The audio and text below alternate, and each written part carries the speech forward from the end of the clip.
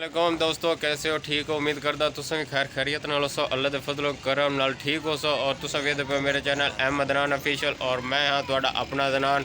और मेरे जो दोस्त मेरे चैनल ते नवे आन प्लीज़ सबसक्राइब जरूर कर दे सन।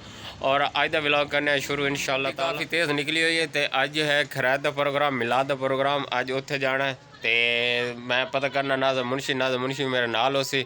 तो अज तुहानूं विखाने उत्थे मिलाद इस साढ़े इलाके किस तरीके मिलाद होंदा।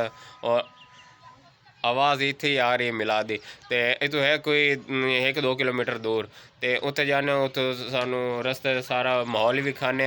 तो नाज़म मुंशी तो पता करने नाज़म मुंशी की कर रहा है, उन्होंने नाल लैके चलने हैं। मुंशी किदे है? मुंशी लगा खला काम ते आ चलिए मिलाद ते रईस दे पासे। हाँ तो ये चौक काम हो गया मुकम्मल।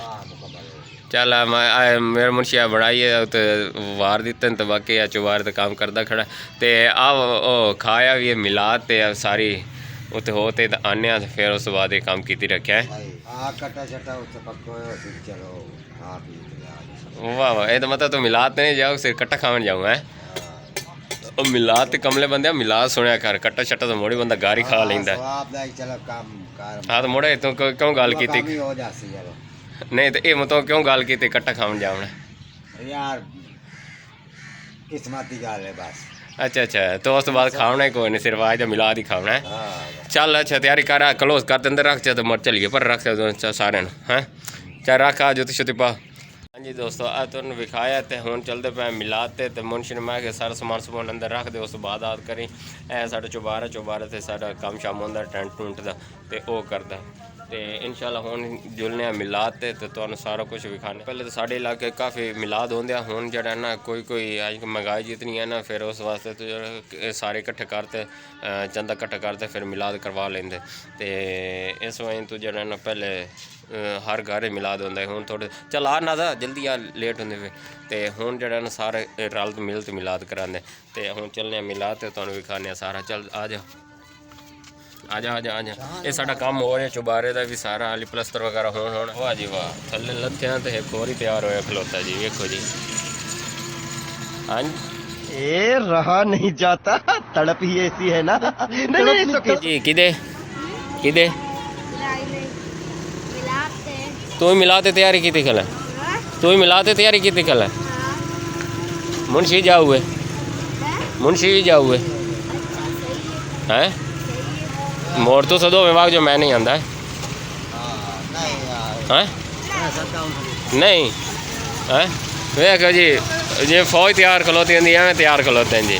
मुंशी मेरे ते सिगरेट ही नहीं मुकदा, सिगरेट पता नहीं ये रोटी खाते वक्त की सिगरेट नूं लगा रहा है। क्या मुंशी यार बस घंटे बाद आज सुबह से कितने पीते नहीं? कितने बस?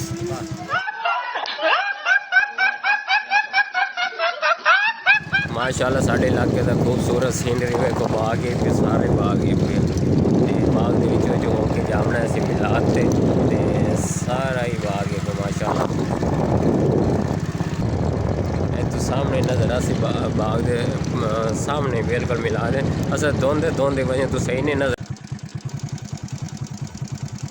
वो सामने है मिलाद, उन्होंने पिंडाल बनाया तो असी जाना सैड दे रोई बार हो के ना सैड दे तू हो के जाना उस मिलाद ते।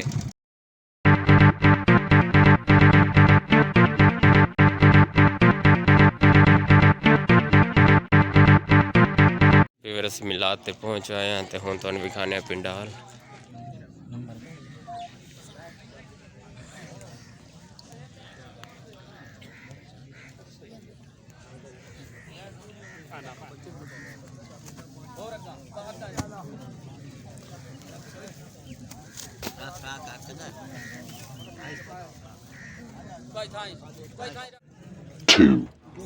फिर आ गया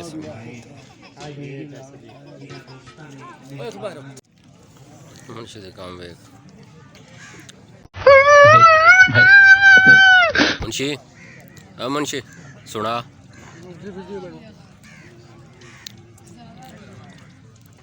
परेशान बैठा है।